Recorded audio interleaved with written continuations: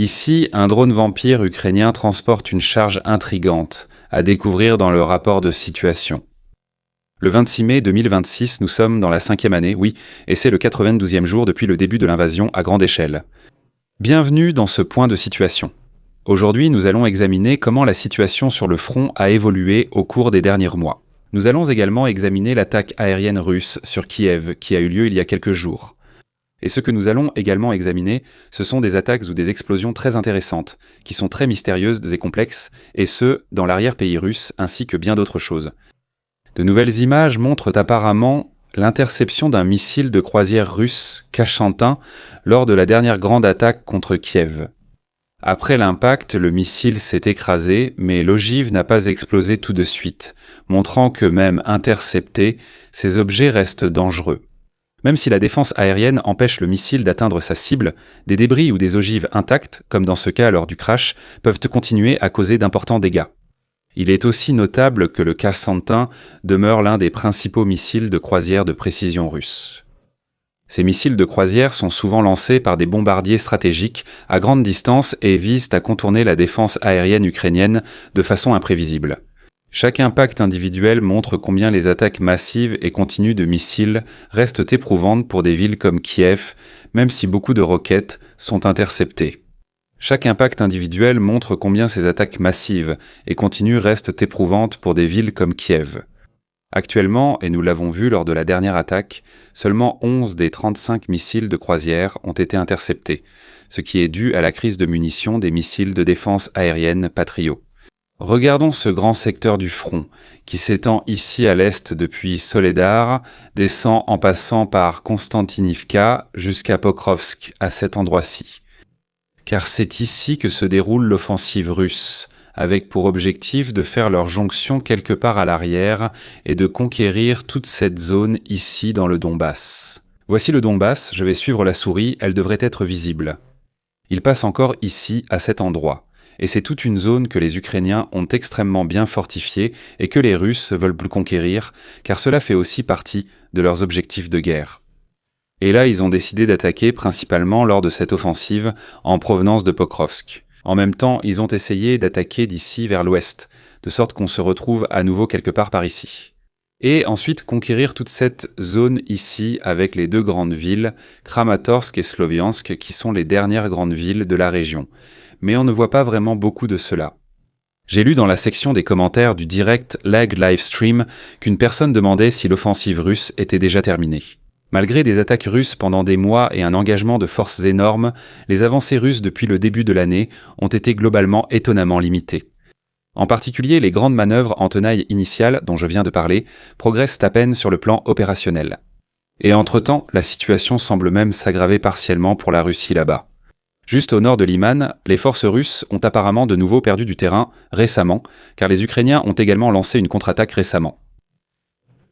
Bien qu'ils aient pu utiliser des forces mécanisées pour cette attaque, il semble que les drones russes aient dû être au moins partiellement neutralisés dans ce secteur. C'est justement là un point crucial. Depuis des mois, la défense russe sur de nombreux fronts reposait surtout sur les drones. Si l'Ukraine commence localement à briser cette domination, des possibilités pour des mouvements mécanisés classiques réapparaissent soudainement. Au sud-est ou bien au nord-est de Lyman, il semble que l'Ukraine continue de réduire son avance. Les gains russes des premiers mois de 2026 auraient en partie été reperdus là-bas. La superficie reste limitée, mais c'est pertinent sur le plan opérationnel, car ce saillant du front est crucial pour les plans d'attaque russes vers Kramatorsk et Sloviansk. Et c'est précisément ce qui correspond remarquablement bien aux plaintes russes croissantes concernant la supériorité des drones ukrainiens sur certains secteurs du front. Les blogueurs militaires russes évoquent désormais plus ouvertement le manque de drones, le renseignement insuffisant et les difficultés à sécuriser leurs lignes de front.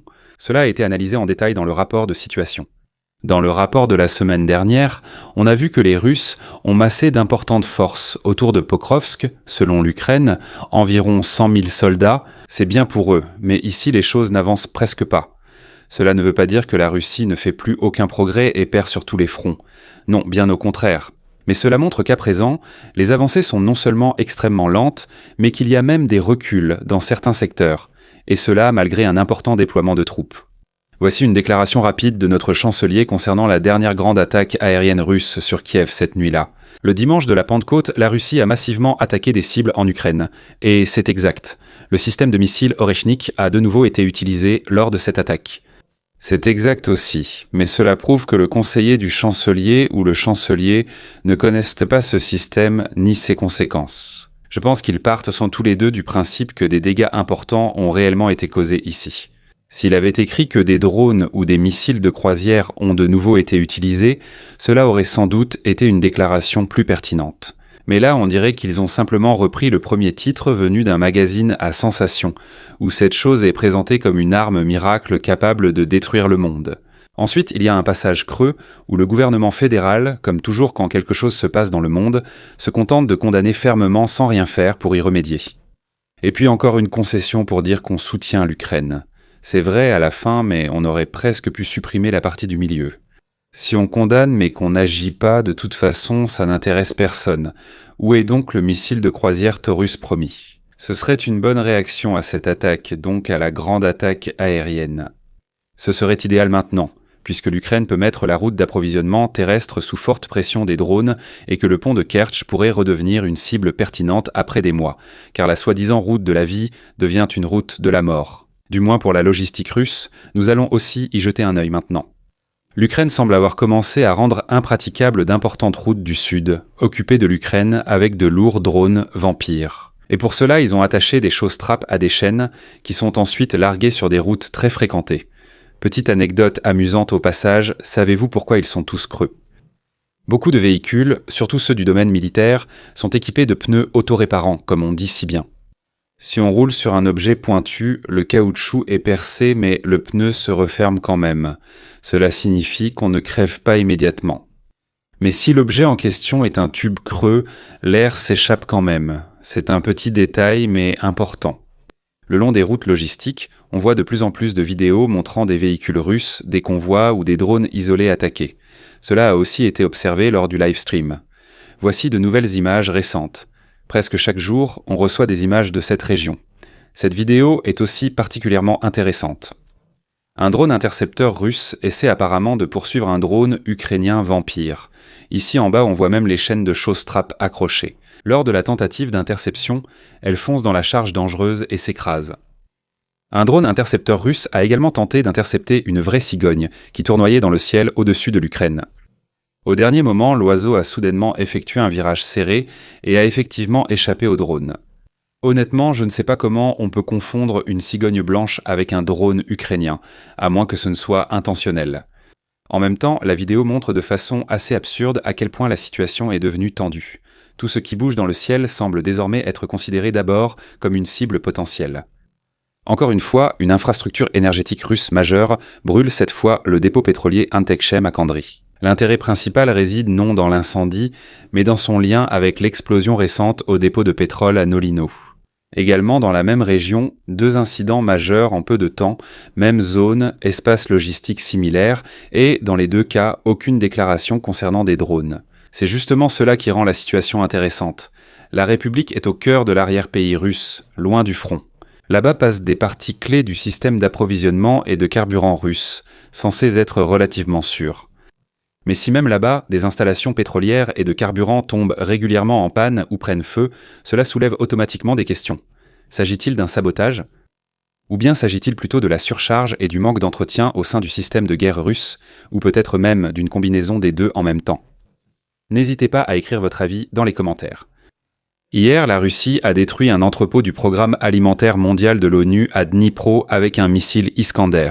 Ce dépôt contenait des aides humanitaires pour les habitants proches du front. Selon les informations, il y avait ici suffisamment de provisions pour environ 130 000 personnes. Les dégâts s'élèvent à environ 1,4 million de dollars. L'attaque est, comme toujours, politiquement délicate. Il ne s'agit pas ici d'une prétendue cible militaire, mais d'une infrastructure humanitaire internationale des Nations Unies. Les vivres destinés aux civils près du front ont presque tous été détruits. Ce qui est absurde, c'est la banalisation de ces informations et la réaction de nombreux blogueurs, dont la mienne, car je ressens pareil. Car presque tout le monde sait déjà à quoi ressemblera la réaction de l'ONU. Des déclarations, une profonde préoccupation, des condamnations, et ensuite il ne se passe pratiquement plus rien. comme lors de l'attaque récente contre le convoi à l'aide de drones kamikazes.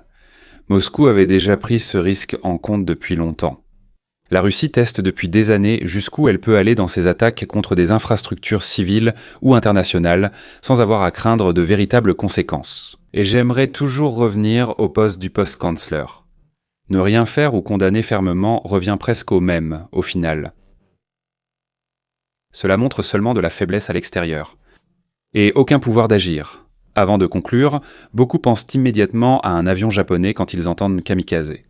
Mais saviez-vous que la Wehrmacht avait aussi prévu, et parfois même utilisé, ses propres armes suicides ? Et que certains de ces systèmes semblent terriblement modernes lorsqu'on les compare aux drones actuels ? J'ai justement fait une vidéo à ce sujet. Regardez-la absolument. Beaucoup seront surpris de voir combien certaines choses du passé sont soudain actuelles. Merci aux abonnés, membres de la chaîne et à l'équipe Algen Crew. Je remercie spécialement les lieutenants-colonels Reniquet, Silla, Dietrich, Freddy et Meyerhofer. N'hésitez pas à vous abonner, à liker, à laisser des commentaires et à bientôt pour le prochain rapport de situation.